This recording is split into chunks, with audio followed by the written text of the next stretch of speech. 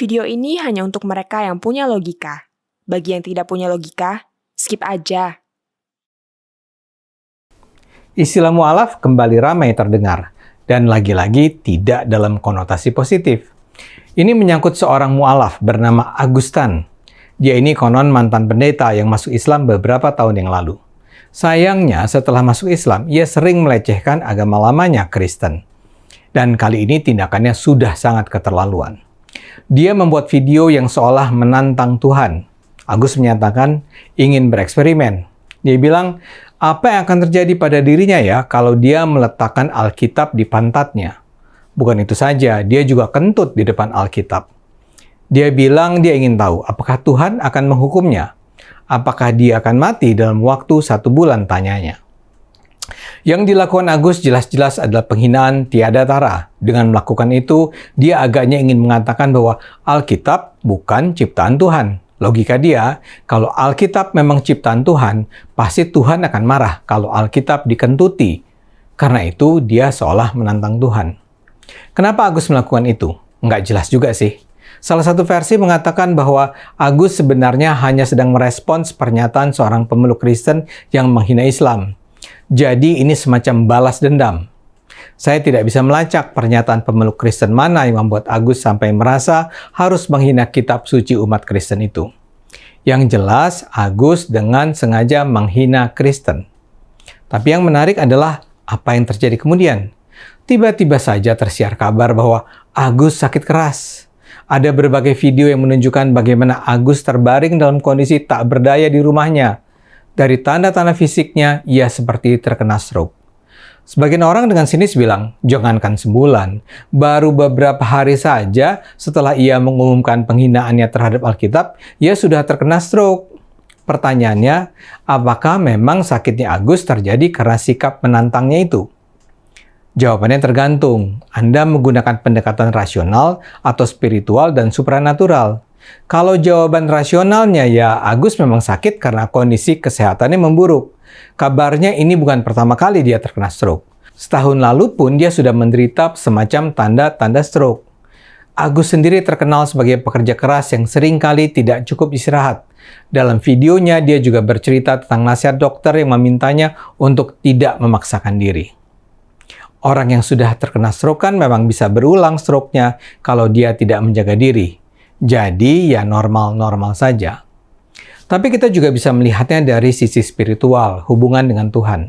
Agus sendiri kan tentu bicara dengan asumsi Tuhan memang ada dan mengintervensi kehidupan manusia. Dia terkesan meminta jawaban apakah Alkitab memang adalah buku yang sesat. Dengan kata lain, Agus menunggu jawaban. Agus memang memberi tantangan yang lebih dramatis. Kalau Tuhan tidak berkenan, maka matikanlah Agus dalam 30 hari. Ternyata, Tuhan yang dipercaya Agus tidak mengambil nyawanya. Tapi Tuhan memberi jawaban, kalau bukan peringatan. Mungkin bukan hukuman, tapi peringatan. Tentu saja ini multitafsir. Tapi salah satu peringatan yang masuk akal adalah Tuhan tidak suka kalau Alkitab dilecehkan seperti itu. Dan ini tentunya bisa menjadi peringatan penting bagi Agus dan para mu'alaf lainnya. Ya ini penting karena Agustan memang sering menghina Kristen. Dia misalnya menyebut pemeluk Kristen sebagai penyembah bani kolor, penyembah bangkai. Dia mengatakan otak orang Kristen senantiasa error. Dia bilang sebaik-baiknya umat Kristen, mereka tidak lebih dari babi haram dan anjing-anjing pincang. Dia bahkan menganggap orang-orang Kristen yang misalnya merana karena tidak boleh mendirikan gereja, sebenarnya hanya playing victim untuk membangkitkan simpati. Dia juga menyatakan orang-orang Islam yang membela orang Kristen adalah orang somplak. Jadi di dalam hatinya memang ada kebencian terhadap umat Kristen. Dan kalau sekarang dia terkena stroke setelah menghina Alkitab, itu saya percaya adalah peringatan yang memang datang dari Tuhan. Agus selayaknya sadar bahwa Tuhan ingin memberitahu sesuatu.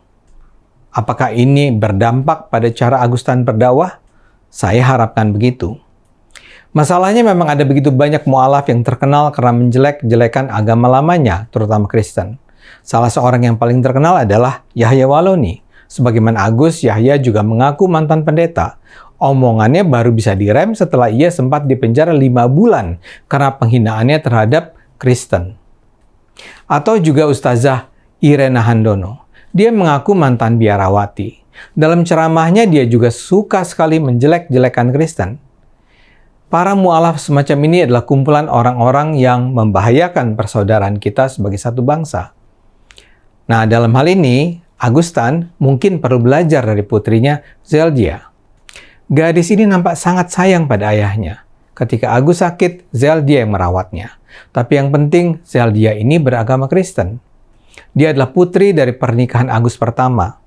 Agus berpisah dengan ibu Zeldia sejak Agus menjadi mu'alaf. Agus terlihat berharap sekali Zeldia mengikuti jejaknya masuk Islam. Ada sebuah video yang menampilkan Agus dan putrinya ini bercakap-cakap. Dalam percakapan itu, Agus bilang bahwa jutaan orang Indonesia mendoakan agar Zeldia masuk Islam. Agus menyatakan kalau Zeldia masuk Islam, dia akan membuat pesta besar. Bahkan Agus mencecar keyakinan Zeldia tentang Tuhan Yesus.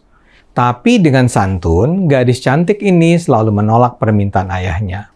Dan Zeldia dengan penuh hormat menyatakan bahwa dia tetap mendoakan sang ayah tetap dengan keyakinannya, tapi berkurang marah-marahnya. Zeldia ini sangat mengagumkan. Saya berharap Augustan mau belajar dari sang putri. Ayo gunakan akal sehat, karena hanya dengan akal sehat bangsa ini akan selamat.